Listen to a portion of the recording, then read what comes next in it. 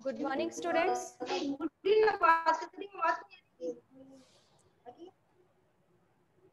हार्दिक, आप अपना mic off करो। Yes ma'am. Start today our SST class.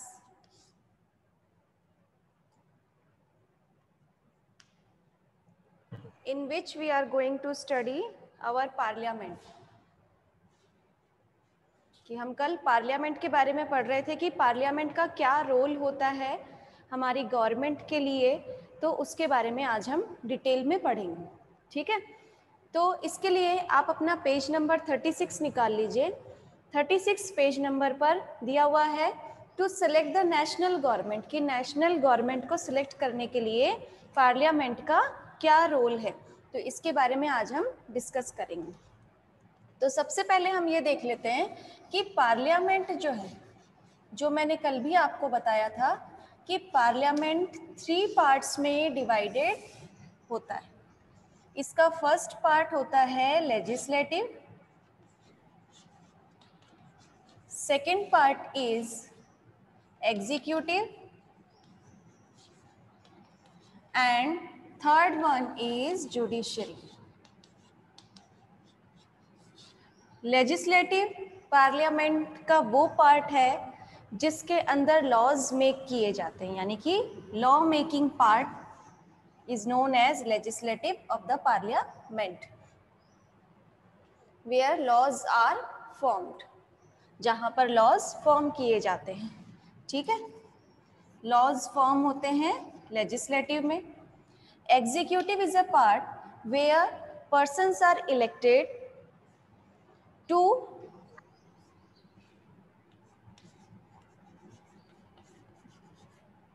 Execute the laws. Laws को execute करने के लिए यहाँ president, prime ministers, chief ministers appoint होते हैं, जो क्या करते हैं, इन लॉज को एग्जीक्यूट करते हैं, मीन्स लोगों तक पहुंचाते हैं। अभिषेक, आप अपना माइक ऑफ करो। And judiciary is a part where laws and executive, legislative and executive are performing their program or their work properly or not, ये कौन देखता है, जुडिशरी।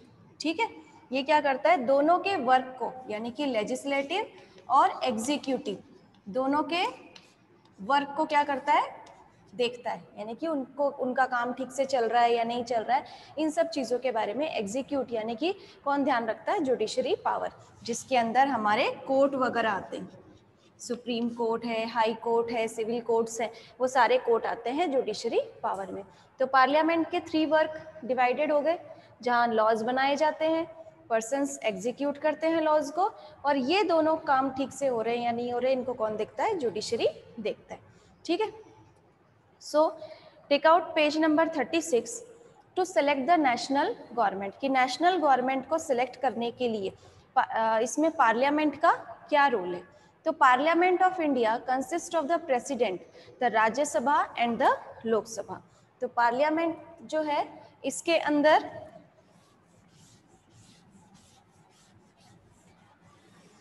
कौन कौन होते हैं, one is president, second it consist of Rajya Sabha and Lok Sabha,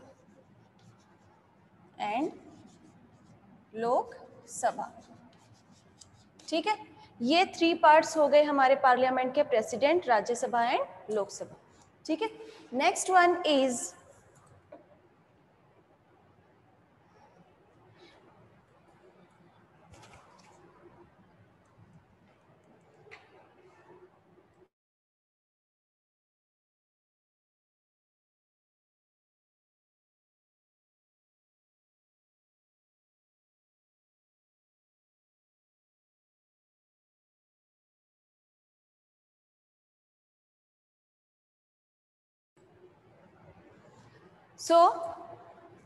After the Lok Sabha election, a list is prepared showing how many MPs belong to each political party. जैसा कि हमने कल पढ़ा था कि हम रिप्रेजेंटेटिव को इलेक्ट करते हैं पार्लियामेंट के अंदर, अलग अलग मेंबर्स अपॉइंट होते हैं, तो लोकसभा के जब इलेक्शंस होते हैं कि हमारा रिप्रेजेंटेटिव जो है वो कहाँ अपॉइंट किया जाता है, लोकसभा के अंदर, ठीक है। तो जितने भी MPs होते हैं पॉलिटिकल पार्टी के, इनकी एक लिस्ट होती है, यानी कि इलेक्शन के बाद में एक लिस्ट शो होती है, जैसा कि पेज नंबर 36 पर देखो आप, ये लिस्ट जो है वो दी गई है, ये वाली, ठीक है। इस तरीके से ये लिस्ट जो है वो दी जाती है। For a political party to form the government they must have a majority of elect MPs since there are 543 elected but 2 Anglo Indian nominated. यानी कि लोकसभा के अंदर हम सबसे पहले क्या देखेंगे कि लोकसभा के अंदर जब इलेक्शंस होते हैं तो उसमें टोटल जो सीट्स होती हैं वो कितनी होती है, 543। कितनी होती है, 543, ठीक है। 543 में से क्या होता है कि 2 कौन होते हैं, एंग्लो इंडियन कौन होते हैं कि जैसे कि ब्रिटिशर्स के कुछ मतलब वंशज जो होते हैं वो रह जाते हैं यहाँ इंडिया के अंदर, ब्रिटिशर्स के जाने के बाद में उनके कुछ वंशज कहलाते हैं एंग्लो इंडियन कम्युनिटी के लोग, ठीक है, एंग्लो इंडियन नॉमिनेटेड पर्सन। तो ये दो मिलकर कितने हो जाते हैं, 545 मेंबर्स हो जाते हैं इसके अंदर। In Lok Sabha to have a majority a party should have at least half the number, यानी कि जितने भी, जैसा आपने लिस्ट देखा है अभी, ये जो लिस्ट दिखाई दे रही है आप लोगों को, ये अलग अलग पार्टी के मेंबर्स हो गए, ठीक है। जैसा कि एग्जांपल लेती हूं मैं, आपकी बुक के अकॉर्डिंग BSP में दिया है 21, फिर नेक्स्ट है BJP, ये पॉलिटिकल पार्टीज हैं अलग अलग, इसमें है 116। फिर नेक्स्ट है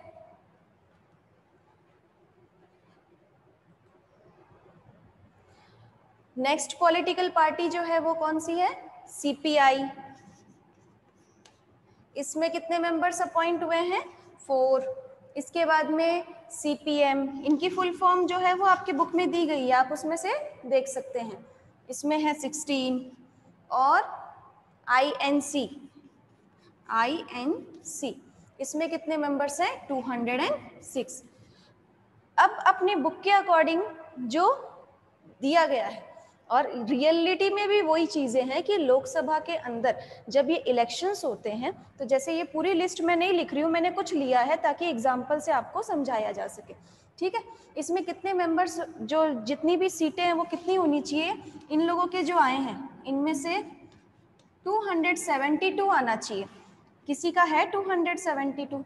नहीं है ना, तो इसका मतलब क्या है कि ये कम है। एटलीस्ट 272 इलेक्शंस जब होते हैं तो एटलीस्ट उनके पास में 272 इनका वोटिंग होना चाहिए, यानी कि ये जो वोट करने के बाद में इनके इतने मतलब इनको इतना वोट मिला है, तो टोटल कितना आना चाहिए, एटलीस्ट 543 है तो उसमें से 272 तो कम से कम आना ही चाहिए, ठीक है, जीतने के लिए। A party should have at least half the number, that is 272 members or more. ये कितने members होने चाहिए, 272. The opposition in parliament is formed by all the political parties that oppose the majority. Suppose करो कि जैसे कि यहाँ पर ये है, तो यहाँ इनका आ चुका है 274 और ये है 204, ठीक है। तो ये तो मेजोरिटी से जीत गया, कौन जीत गया, INC मतलब इंडियन नेशनल कांग्रेस, ये जीत चुका है। इसके ऑपोजिशन में यानी कि इससे कम और कौन आ रहा है इसके अंदर, ये सब तो बहुत कम है, ये है ना 200, मतलब क्या है, इसका मतलब है बाबू उधर, ये मानसी आप अपना माइक ऑफ करो।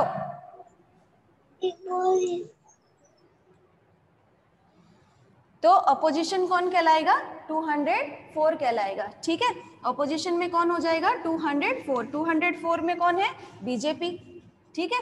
तो ये अपोजिशन पार्टी कहलाती है, यानी कि इसके तो टोटल 272 आने चाहिए थे, 274, तो इसका मतलब ये तो जीत गया, ये कांग्रेस जीत गई। और इसके अपोजिशन में कौन है, 204 यानी कि BJP वाले, ठीक है, जैसे आप इलेक्शंस वगैरह होते हैं तो उसमें आपको पता होगा। The opposition parliament formed by all the political parties that oppose the majority party, coalition formed। और coalition formed होता है, अब जैसे कि पहले मैंने आपको जो नंबर दिए थे, जैसे कि इनके 116 थे और इसके 206, किसी के भी 272 बन रहे नहीं बन रहे ना, तो उसके लिए ये क्या करेंगे कि ये बाकी जो मेंबर्स हैं, जो पूरी लिस्ट है आपके बुक के अंदर जितने भी मेंबर्स हैं, उन सबको अपनी तरफ कन्विंस करने के लिए मतलब कि कोशिश करेंगे कि सब कोई उनकी पार्टी में आके मिक्स हो जाए। जैसे इनका 16 वोट है तो ये इसमें आके मिक्स हो जाए, ये इनका 16 वोट है तो ये इसमें आके मिक्स हो जाए। इस तरीके से इनको अपना क्या बनाना है, 272 या उससे ज़्यादा अबव नंबर्स उनको वोटिंग बनानी है। तो इस तरह की जो चीज़ें होती है वो क्या कहलाती है, वो कहलाती है कोलिशन। इनको हम कहते हैं कोलिशन। और जो एक दूसरे के खिलाफ हो जाते हैं, यानी कि कुछ ही नंबरों से वो पीछे रहते हैं, वो क्या पार्टी क्या कहलाती है, ऑपोजिशन पार्टी कहलाती है। Is that clear? Next, one of the most important function of the लोक सभा is to select the executive। यानी कि लोकसभा का जो सबसे important काम क्या है कि एग्जीक्यूटिव को सेलेक्ट करना। जैसे कि प्रेसिडेंट हैं, पीएम हैं, सीएम हैं, चीफ मिनिस्टर्स हैं, उन सबको सेलेक्ट कौन करते हैं, लोकसभा के मेंबर्स सेलेक्ट करते हैं। और कैसे सेलेक्ट करते हैं, ये क्या करते हैं, वोटिंग करते हैं। अब जैसे जिसकी पार्टी जीत गई, जैसे कि अगर मान लो ये पार्टी जीत गई है, इसके 284 नंबर है, ये पार्टी जीत गई है, तो ये क्या करेगा, अपने में से ही किसी एक मेंबर को लीडर के रूप में नॉमिनेट कर देगा। ठीक है, और नॉमिनेट करके फिर वोटिंग होती है। तो इस तरीके से लोकसभा के जो मेंबर्स होते हैं वो आगे एग्जीक्यूटिव मेंबर्स को अपॉइंट करने में भी हेल्पफुल होते हैं। एग्जीक्यूटिव के मेंबर्स कौन कौन होते हैं, पीएम, सीएम, जितने भी मिनिस्टर्स हैं, होम मिनिस्टर्स हैं, चीफ मिनिस्टर्स हैं, डिफेंस मिनिस्टर्स हैं, ये सारे अपॉइंट करने में हेल्पफुल कौन होता है, इनकी वोटिंग के आधार पर ही अपॉइंट किया जाता है। The executive is a group of persons who work together to implement the laws made by the parliament। Executive कौन मेंबर्स होते हैं कि एग्जीक्यूटिव के मेंबर्स वो मेंबर्स कहलाते हैं जो क्या करते हैं, पार्लियामेंट के अंदर जो भी लॉज बनाए जाते हैं उनको बनाने में, लॉज मेकिंग में सबसे ज्यादा हेल्पफुल होते हैं कौन, एग्जीक्यूटिव। ये कौन कहलाते हैं, एग्जीक्यूटिव कहलाते हैं। जैसा मैंने आपको चैप्टर को स्टार्ट करने से पहले ही बताया था। ठीक है, एग्जीक्यूटिव कहलाते हैं। These executive is often what we have in mind when we use the term government। यानी कि एग्जीक्यूटिव जो है वो क्या करते हैं कि जब भी गवर्नमेंट के अंदर गवर्नमेंट रूल्स रेगुलेशंस जब बनाए जाते हैं तो वो क्या है, एग्जीक्यूटिव पर्सन्स जो हैं वो क्या है, हमारे रिप्रेजेंटेटिव होते हैं। हमारे क्या है वो, रिप्रेजेंटेटिव है। और रिप्रेजेंटेटिव कौन होते हैं, हम लोगों के द्वारा, जो हम एमपीज इलेक्ट करते हैं, member of parliament. MP means क्या होता है, मेंबर ऑफ पार्लियामेंट होता है। और मेंबर ऑफ पार्लियामेंट किसके द्वारा इलेक्ट किया जाता है, जो पीपल्स है, जो वोटिंग कर सकते हैं यूनिवर्सल एडल्ट फ्रेंचाइज के द्वारा, वो पर्सन्स कौन इलेक्ट होते हैं, एमपीज, एमपी कहलाते हैं। और वो ही फिर आगे जाके मिनिस्टर, एग्जीक्यूटिव मिनिस्टर्स बनाते हैं। ठीक है, तो ये जो रिप्रेजेंटेटिव है वो लोगों के से बनाए जाते हैं, तो वो लोगों के कांटेक्ट में भी होते हैं। तो इसकी वजह से क्या है, वो उन लोगों की जो भी प्रॉब्लम्स है, उन लोगों के जो भी सॉल्यूशंस होते हैं, वो सारी चीजें ये कहाँ एग्जीक्यूट करते हैं, एग्जीक्यूटिव में।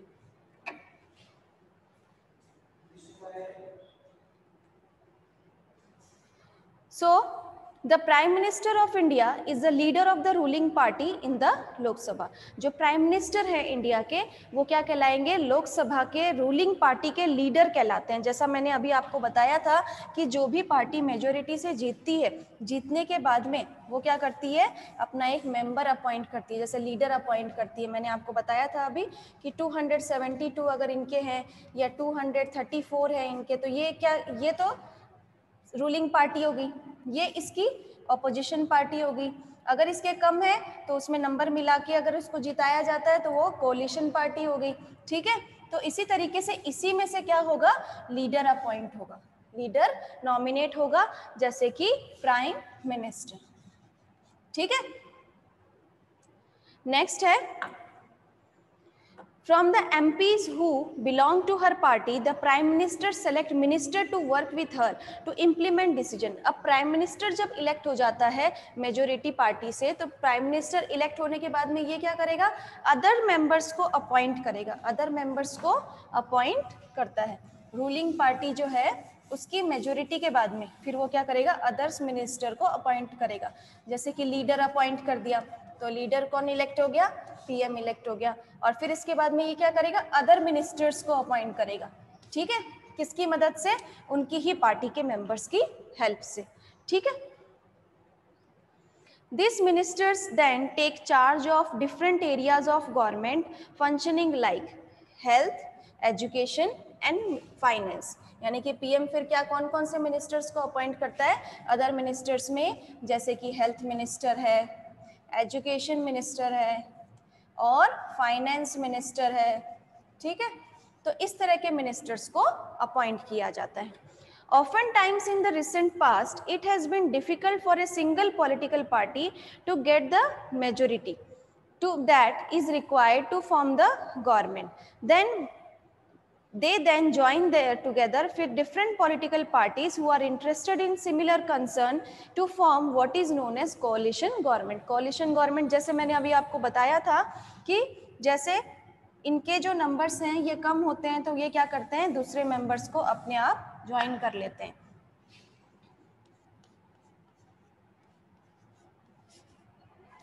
किसी के भी इसमें 270 नहीं है, तो इसको अपने मेंबर्स को इंक्रीज करने के लिए क्या करेगा, अदर्स को ज्वाइन करवाने की कोशिश करेगा, यानी कि अदर को मिक्स करेगा अपने आप में।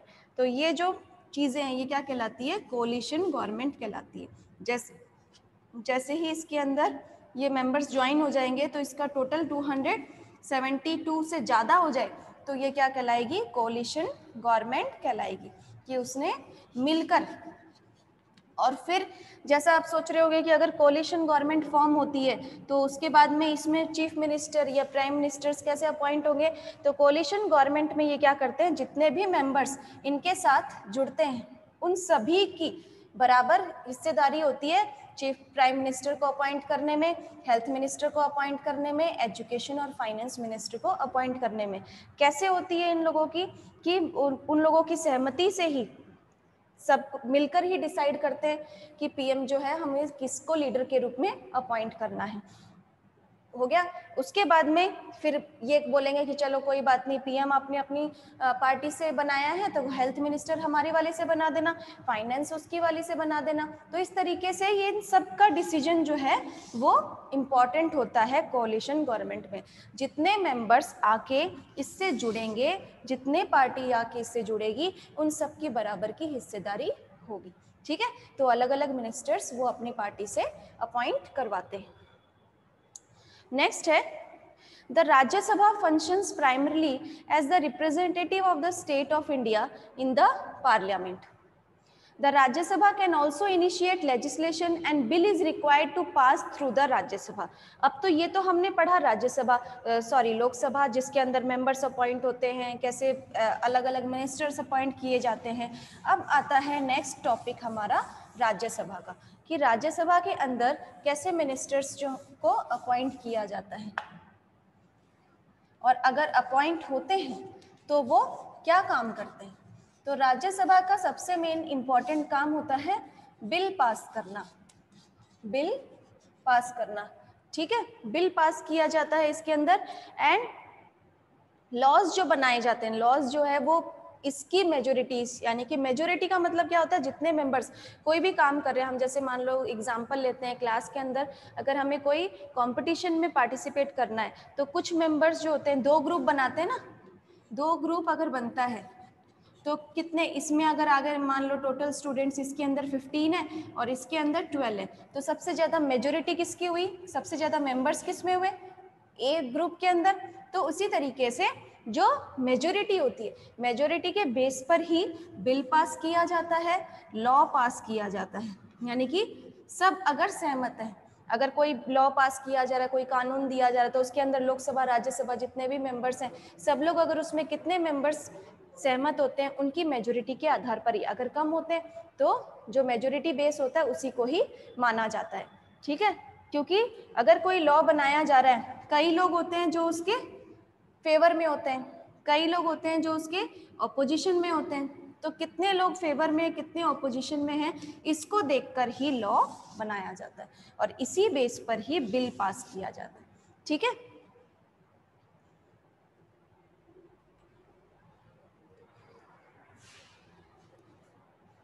It therefore has an important role of reviving and alternating. If alternation are needed, the laws initiated by the Lok Sabha, the members of the Rajya Sabha are elected by the elected members of the Legislative Assembly of various states. There are 233 elected members plus 12 members nominated by the President. यानी कि राज्यसभा के अंदर total members कितने हो गए 233 plus 12 members जो हैं वो प्रेसिडेंट के द्वारा नॉमिनेट होते हैं।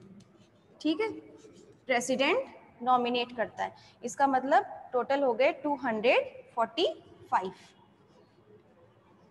ठीक है, 245 मेंबर्स होंगे इसके अंदर। तो इस तरीके से आपको याद रखना है पूरा, जैसे कि लोकसभा जिसके अंदर 543 members appointed and 2 members by Anglo Indian, 2 members जो होते हैं वो एंग्लो इंडियन के होते हैं। तो ये कितने हो गए 545। और राज्यसभा के अंदर कितने हैं 233 members, 12 members nominated by the president, total 245 members. ये सबसे इंपॉर्टेंट चीजें हैं, आपको हमेशा ध्यान रखनी है, ये आपके आगे तक काम आती है। नाउ ये तो हमने देख लिया कि लोकसभा में कितने मेंबर्स होते हैं, राज्यसभा में कितने मेंबर्स होते हैं, लोकसभा किन मिनिस्टर्स को अपॉइंट करती है, राज्यसभा क्या काम करती है। ठीक है, तो लोकसभा क्या करती है, जो लीडर्स अपॉइंट होते हैं, अलग अलग मिनिस्टर्स जो अपॉइंट होते हैं वो इसी मेजोरिटी के बेस पर होते हैं। राज्यसभा बिल पास करना और लॉ एग्जीक्यूट करना। ठीक है, तो ये काम हो गए। अब हम नेक्स्ट देखेंगे to control guide and inform the government, कि इनको कंट्रोल कौन करता है, कौन इनको गाइड करता है और कौन इनको इन्फॉर्म करता है। गवर्नमेंट को कैसे पता चलेगा कि किस तरीके से क्या काम चल रहा है पूरे देश के अंदर। तो the parliament while in session begin with a question hour, parliament जब शुरू होता है तो सबसे पहले इसमें क्या शुरू किया जाता है, क्वेश्चन आवर शुरू किया जाता है। ठीक है, पार्लियामेंट आप लोगों ने देखा होगा टीवी के अंदर, कई मेंबर्स जो होते हैं वो एक साथ बैठे होते हैं, वहाँ डिस्कस किया जाता है, सब एक दूसरे से बहस करते हैं किसी भी टॉपिक को लेकर, वहाँ पर उस बहस के द्वारा ही डिसीजन दिया जाता है, डिसाइड होता है उनकी बहस के ऊपर ही, जो भी वो डिसाइड करेंगे। तो ये जो पार्लियामेंट है यहाँ सबसे पहले जो है वो क्या किया जाता है, क्वेश्चन आवर शुरू किया जाता है, क्वेश्चन आवर। ठीक है, जहां पर क्वेश्चंस पुट अप किए जाते हैं। The question our is an important mechanism through which MPs can elect information about the working of the government. कि क्वेश्चन आवर का मतलब है जहां पर जितने भी एमपीज हैं वो क्या करेंगे, जो भी प्रॉब्लम्स आ रही है उनके एरिया में, उनके स्टेट में, वो सारे प्रॉब्लम्स को यहाँ बताते हैं कि ऐसा क्यों नहीं किया उस मिनिस्टर ने, ऐसा क्यों नहीं किया, ये ऐसा क्यों हो गया, ये सारे क्वेश्चंस वहाँ पुट अप किए जाते हैं। This is very important way through which the parliament control the executive, यानी कि इसी से क्या कर सकता है पार्लियामेंट, जो एग्जीक्यूटिव्स हैं, क्वेश्चंस किसके ऊपर होते हैं, एग्जीक्यूटिव्स के ऊपर ही होते हैं। ठीक है, एग्जीक्यूटिव्स के ऊपर ही क्वेश्चंस होते हैं कि उसका काम वहाँ ऐसा था, उसने वैसा कर दिया, वहाँ पर उसको ये करना चाहिए था, ये प्रॉब्लम्स आ रही है उस स्टेट में, तो ये सारी चीज़ें जो है वो शेयर की जाती है। तो ये एग्जीक्यूटिव्स के ऊपर ही क्वेश्चन पुट अप किया जाता है। ठीक है, by asking question the government is alerted to its shortcomings and also comes to know the opinion of the people through their representative of the parliament। जब क्वेश्चंस होते हैं तो क्वेश्चन होने के बाद में ये तो है नहीं वहाँ एक दो एमपीज हैं, जितने भी एमपीज जो हैं लोकसभा राज्यसभा के जो मेंबर्स नॉमिनेटेड होते हैं वो सब वहाँ होते हैं, प्रेजेंट होते हैं। किसी एक पर्सन के एक क्वेश्चन के ऊपर अलग अलग ओपिनियंस आते हैं, सबके जो क्वेश्चन आर होता है उसमें जब क्वेश्चन पुट अप किया जाता है सबके क्या आते हैं, अलग अलग ओपिनियन आते हैं, यानी कि किसी का विचार कुछ है कि ऐसा होना चाहिए, ये डिसीजन हो सकता है, ऐसा किया जा सकता है। तो ये ओपिनियन आने के बाद में लोग क्या करते हैं, अपना ओपिनियन देते हैं और फिर उससे क्या होता है, पार्लियामेंट को इजी होता है अपने डिसीजन तक पहुंचने में. That is, MPs asking question of the government is a crucial task for every MP. The opposition party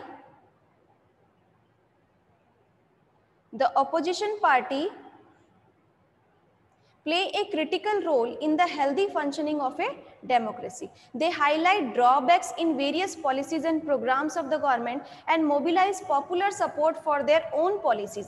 इसमें देखो ये क्या करते हैं, जब क्वेश्चन आवर चलता रहता है एमपीज के आपस में, तो उसमें अलग अलग ओपिनियंस भी आते हैं. ओपिनियन के साथ साथ जो अपोजिशन पार्टी थी, जैसे मैंने आपको बताया था कि जो उसके अगेंस्ट में होते हैं, जो अपोजिशन पार्टी के मेंबर होते हैं, वो क्या कहेंगे कि वो इनकी बुराइयां, यानी कि जितने भी ड्रॉबैक्स हैं, जो भी उसमें कमियां हैं, उसको निकालने की कोशिश करेंगे. तो जैसे कोई भी एक वाटर प्रॉब्लम है किसी भी स्टेट के अंदर, हम राजस्थान का ही ले लेते हैं. राजस्थान के अंदर कोई वाटर प्रॉब्लम है, तो उसको जब शॉर्ट आउट करने के लिए एमपीज जब अपनी प्रॉब्लम रखते हैं, तो क्या करेंगे, ओपिनियन देंगे. सब लोग अपना विचार देंगे इसके ऊपर कि ऐसा होना चाहिए, ये टैंक बनाया जा सकता है, वाटर रेन वाटर को कलेक्ट किया जा सकता है. इस तरीके से अलग अलग ओपिनियन देंगे. कुछ लोग क्या करेंगे, जो अपोजिशन पार्टी के होंगे, वो क्या करेंगे कि अपना इसमें कमी क्या है वो निकालने की कोशिश करेंगे कि नहीं, इस मिनिस्टर को ये करना चाहिए था, उसने वहाँ ये नहीं करवाया, ऐसा नहीं करवाया, इसको ये कर लेना चाहिए था, इससे इतने पैसे बच सकते थे. इस तरीके से अलग अलग जो है वो कमियां निकालने की कोशिश करेंगे किसमें, एमपीज में. ठीक है, कौन करेगा, ऑपोजिशन पार्टी के मेंबर्स. ठीक है. The opposition party play a critical role in the healthy functioning of a democracy. They highlight drawbacks in various policies and program of the government and mobilize popular support for their own policies. वो क्या करते हैं, उस time पर अपनी party को, मतलब कि ये दिखाने के लिए कि हम कितना अच्छा सोच रहे हैं, हमारी डिसीजन, हम इतना अच्छा काम कर सकते हैं, ये सारी चीज़ें सब लोगों के बीच में दिखाने के लिए वो क्या करते हैं, इनको नीचा दिखाने की कोशिश करते हैं. The government get valuable feedback and is kept on its toes by the question asked by the MPs. यानी कि गवर्नमेंट को क्या होता है, एक अच्छा फीडबैक मिलता है कि हाँ क्या काम चल रहा है, क्योंकि जो चीज़ें अच्छे, कोई अच्छा काम करेगा तो उसमें कुछ कमियां भी होंगी, तो वो कमी किससे पता चल जाती है, अपोजिशन पार्टी से पता चल जाती है, उसको पूरा किया जा सकता है. तो गवर्नमेंट के लिए ये क्वेश्चन आवर जो होता है वो सबसे इंपॉर्टेंट होता है और एक बेस्ट माना जाता है, जिसमें किसी भी प्रॉब्लम्स को ईजिली शॉर्ट आउट किया जा सकता है. In addition, in all matter dealing with finance, the parliament approval is crucial for the government. This is one of the several ways in which the parliament control, guides and inform the government. The MPs as representative of the people have a central role in controlling, guiding and informing parliament, and this is a key aspect of the functioning of Indian democracy. कि Indian democracy के अंदर इस process को, parliament के अंदर इस process को सबसे बेस्ट माना जाता है, जहां पर किसी भी प्रॉब्लम का इजीली सॉल्यूशन पाया जा सकता है. ठीक है. नेक्स्ट हमारा थर्ड है law making. Law making is a significant function of the parliament. की जैसा कि हमने देखा था कि पार्लियामेंट का सबसे इंपॉर्टेंट पार्ट क्या है, लॉ मेकिंग, लॉज मेक करना, कानून बनाना. We shall read about this in the next chapter. Who are the people in parliament? अब हम नेक्स्ट देखेंगे कि पार्लियामेंट के अंदर कौन कौन से लोग होते हैं. Who are the people in the parliament? Parliament now has more and more people from different background. For example, there are more rural members as also member from many regional parties. कि यहाँ parliament के अंदर अलग अलग members होते हैं. जैसा कि आपने देखा कि ये जो लिस्ट है, ये जितने भी इलेक्शंस होते हैं उनकी ये लिस्ट होती है, ये 2009 की दी गई है यहाँ पर. तो ये जितने भी मेंबर्स इसमें नॉमिनेट हुए हैं, ये सब क्या कहलाते हैं, मेंबर्स ऑफ द पार्लियामेंट. ये सभी पार्लियामेंट के मेंबर्स हैं. And for regional groups and people that were still now unrepresented are bringing to get elected to parliament. यानी कि beginning to get parliament, यानी कि पार्लियामेंट को शुरू करने के लिए सारे मेंबर्स जो हैं वो नॉमिनेट किए जाते हैं. There has also been an increase in political participation from the Dalit and backward classes. यानी कि इसमें कोई रीजनल डिस्क्रिमिनेशन नहीं किया जाता, हर तरह के हर बैकग्राउंड के लोग यहाँ पर प्रेजेंट होते हैं पार्लियामेंट के। जैसे कि इसमें बताया गया है कि जो दलित्स होते हैं वो भी, जो बैकग्राउंड बैकवर्ड क्लासेस से बिलोंग करते हैं, वो भी पार्लियामेंट के मेंबर अपॉइंट किए जाते हैं। Let's look at the following table that shows the percentage of the population who voted in Lok Sabha election in different year। जैसा देखो आपके बुक में ये टेबल दी गई है पेज नंबर 39 पर। फर्स्ट जो लोकसभा इलेक्शन हुआ था वो 51 to 52 के बीच में, जिसमें कितने मेंबर्स थे? 61.16। फोर्थ हुआ था 1967 में, जिसमें 61.33% मेंबर्स थे। फिफ्थ हुआ था 1971 में, जिसमें 55.29% थे। एंड सिक्स्थ 97 में 60.49%। Eighth 1984 to 85 64%। Tenth 91 to 92 55.88%। And 14th 2004 में 57.98%। और 15th इलेक्शन हुआ था 2009 में 58.19%। और 16th इलेक्शन 2014 में 66.40%।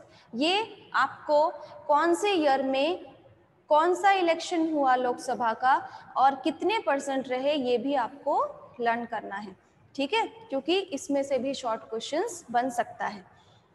It has been observed that representative of the democracy cannot produce a perfect reflection of society। कि जो representative democracy वो सोसाइटी के ऊपर, यानी कि ये ऑब्जर्व किया गया है कि representative democracy can not produce a perfect reflection of society, की सोसाइटी का पर्टिकुलर, अब ये तो है नहीं कि हर पर्टिकुलर पर्सन की जो प्रॉब्लम है उसको वहां तक पहुंचाया जा सके, ऐसा पॉसिबल नहीं है। किसी भी एरिया के कितने मेंबर्स हैं, सब लोगों की जो जितने मेंबर्स हैं सबकी एक ही प्रॉब्लम है, उसको वहां पहुंचाया जा सकता है। अब आप ऐसा सोचो कि हमारे घर में लाइट नहीं आ रही है प्रॉपरली, हमारे घर में पानी नहीं आ रहा है, तो उस प्रॉब्लम को वहां शॉर्ट आउट किया जाए, तो ऐसा नहीं होता है। पूरे, जैसे मान लो एरिया है आपका, कोई वार्ड है, उस वार्ड के पूरे की जो प्रॉब्लम है या किसी विलेज की जो प्रॉब्लम है, किसी गांव की जो प्रॉब्लम है, उसको जो सबकी सामूहिक है, तो उन सबको ही वहां शॉर्ट आउट किया जा सकता है, ठीक है। अब लास्ट हमारी ये समरी है इस चैप्टर की, इसको हम कल पढ़ेंगे। अब आप अपना माइक ऑन कर सकते हो, आपको कोई भी प्रॉब्लम है तो आप पूछ लो। Is there any problem? No ma'am. आपको अभी तक जो बताया इजीली समझ में आ गया सब कुछ? Yes ma'am. Very good.